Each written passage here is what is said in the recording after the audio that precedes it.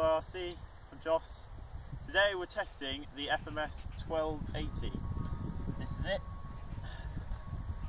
Based around obviously the Multiplex Easy Star and Easy Star 2. It's called FMS 1280 by FMS model, FMS meaning famous. That took a long time to find out, didn't it? Yeah.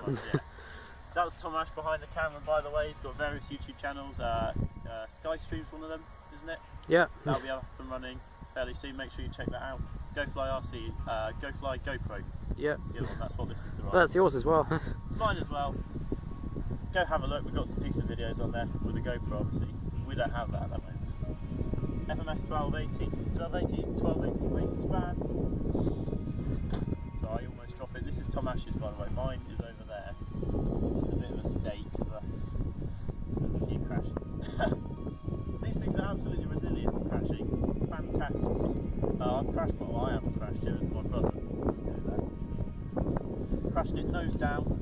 Only serious damage was obviously to the foam. Everything else was absolutely fine. ESC, battery, motor, wings, everything. Only thing that does occasionally give out on you is the elevator servo. All the crashes I've had, there's always been shear. Easy enough to replace 2 or 3 quid from FMS. Chinese airplane comes, if you buy the RTF model, standard FMS 1280 transmitter. I think these come with quite a few RTF models. Brilliant for everything. Comes with a proper little receiver. I'll get that out of the plane in a sec. Standard transmitter, got all your reverses, and you can swap it between fixed wing and delta modes like that. And you can also swap it between mode 1 and mode 2 if you have the time to swap the sticks around. Don't know why you would want to do that. We'll be flying on this today. I did bring high-tech along, it's high-tech Optic 6. I'll go through that in another video. Not flying on that today though. Trying to think of something else now. Standard specs. You think you've got a GoPro mount on this one. It's Tom Ash's. This is where his GoPro was. Just open the canopy up so you can have a look inside. Standard 20 amp ESC, 2 micro 9 gram servos, tiny little pins, bullet connectors on the ESC, don't fit anything. The receiver you can see at the back there, that's the old style. There is a new style with a hardened case on it. And it all fits really nicely into the canopy. Battery fits down there. Get the battery out in a sec. Wings held in by these 2 plastic wing bolts, which are really effective. Don't fly without them. I've done that. Almost fell out. It's not like the Easy Star, it won't hold in vibration. This is the battery that comes with the RTF version, 1300 milliamp 2.7. Lasts 15 to 20 minutes, depending on how hard you fly. This one's been bent in a previous crash, but it's still good. Had my IMAX on it. I'll run through that. It does also come with its own standard, very bog standard balance charger. I'll run through that in a later video as well. Everything's good. I think we'll go for a fly. What do you think? Yeah, let's do it. Excellent. We shall be flying with a camera today. We shall be flying FPV. This is the Mini DV. It's a Chinese version of the MD80. It cost me £10 from eBay. It does record in 720. Not very good 720. I debate how good it is. Obviously this plane can't take much weight on the nose. We've had a GoPro on the nose and it didn't end well. That's the box it comes in. Leave a link in the description. Speaking of GoPros, check out the channel GoPro Clips. That's my friend George. And he's given us this sticker on the bottom.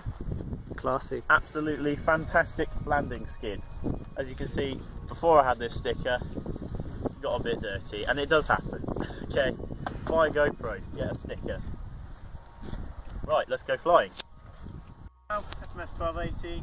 I keep saying FMS 1280, please stop me, I'm new to this. We found this beautiful field just outside where we live. Let's go flying.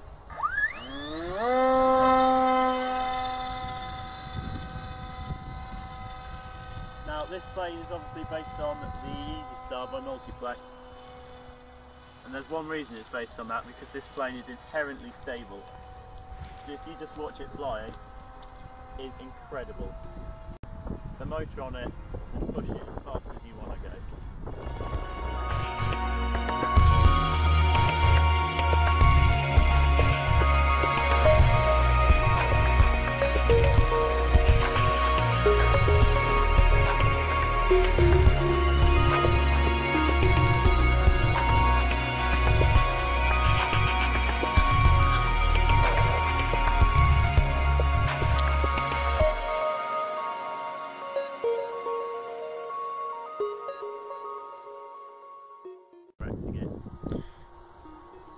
It also flies quite well on the rudder as well. It's quite effective. Yeah, quite. It's a very small rudder. It's nothing like the Instar rudder. I know the Instar you can actually just fly with the rudder, and it doesn't generally come with ailerons. This doesn't. All control horns pre-installed in the RTF version with push rods, everything really. Only need to glue the horizontal stabilizer on, and that's all the gluing really.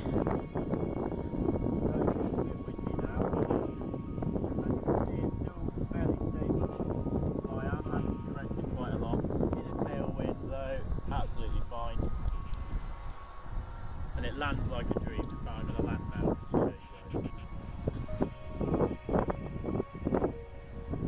it literally hovers above the ground for ages. This thing will glide, but it'll penetrate through the wind with about half throttle.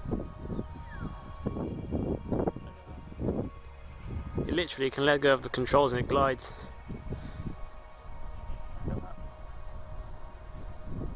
There she is. That was a bit hard. Completely my fault. Hits the pressure.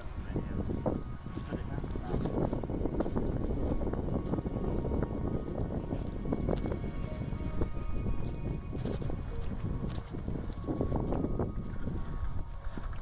Perfect for self-launching as well. Doesn't matter if you're on your own at the field.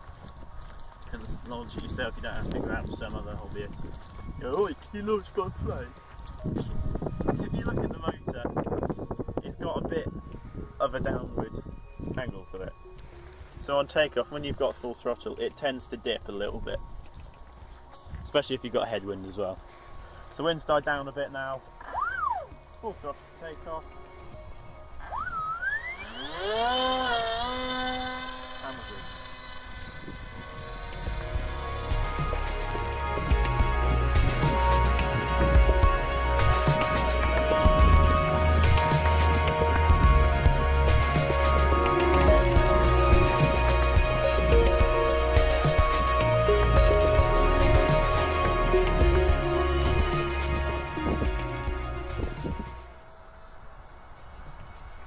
Range of the transmitter is probably about a kilometre. I've had it up to about 500 metres, and after that much the controls start delaying. But it is only a cheap transmitter, remember. You can get the whole set from online for about 140 quid, maybe $150 in America.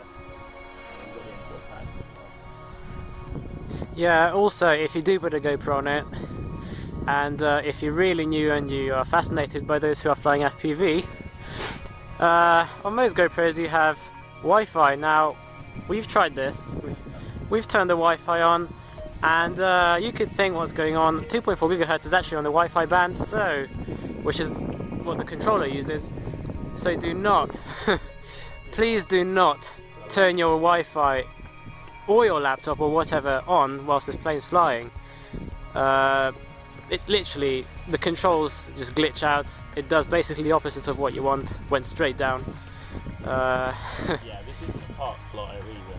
It's probably a bit too big for a park, especially if you're near residential areas, places with a lot of Wi-Fi signals coming out. You're not going to be wanting to fly that. Yeah. You're going to get a little bit of interference. Obviously, it does. The transmitter runs on 2.4 and it has the frequency of spread Yeah, funnily enough, it doesn't really hop the Wi-Fi band though. It doesn't hop the Wi-Fi because it's such a big band, but it should hop out quite a bit.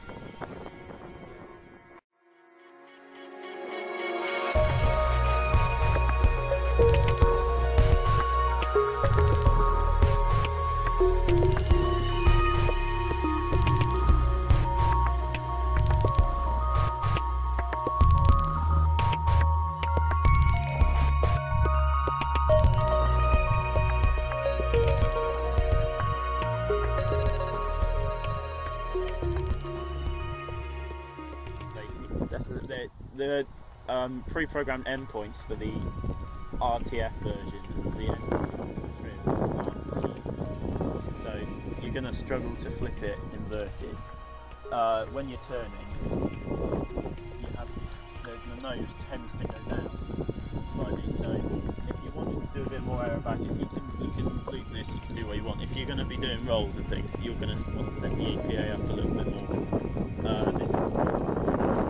Yeah, it really is good for basic aerobatics. Even though once I decided to do a loop in which I managed to pull quite a few Gs that were quite a lot, where I think it was the left wing came loose. One of the wing spar holders ripped out of the foam and the wing started to fold up. I landed with one of the wings basically just being held on by the spar. So yeah, it's very good with aerobatics, but not very hard aerobatics. You can do rolls if you have a custom setup, a radio setup. You can do loops. It does very good stall turns as well. Even though the rudder's tiny, it's really good. Come and have a look at the rudder quickly. You can see it here. It's not the most brilliant. It's not big, and it's not the biggest throw ever. But again, you can set that up with your own system if you want. The ARF version isn't a hell of a lot of money at all. It's about £80, I think. You can shove all your kit straight in there. Especially if you've damaged one, you can take all the kit out of one of these, plug it straight into an ARF or a BNF. You're ready to go, basically. Yeah, please ignore my canopy. Right then, I think that was a good flight. Hope you enjoyed the video. Sorry about my sketchiness, I'm pretty new to this. More videos coming soon, especially with Tomash's train stuff which he's got. I've just got an MPX front cub.